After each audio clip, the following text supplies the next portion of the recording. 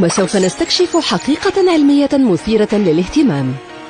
ألقي نظرة على نباتي الصبار هذين. النبات الصغير نما من النبات الأكبر. يبدو النبات الأصغر مثل النبات الأصلي إلى حد كبير، ولكنهم ليسوا متشابهين تماما. هل تساءلت كيف حدث هذا؟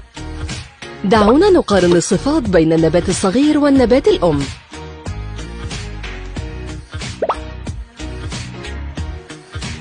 يبدوان متطابقان تقريبا، كلاهما أخضر وله أشواك حادة وساق ممتلئ. ولكن النبات الصغير أصغر حجما ومختلف قليلا في الشكل عن النبات الأكبر. هناك انتفاخ على جانب واحد، بينما النبات الأصلي لديه خط رفيع.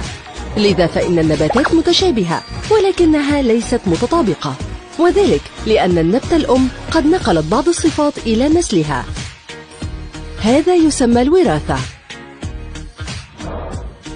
الوراثة في كل مكان حولنا. لنلقي نظرة على هذا الكلب وصغاره.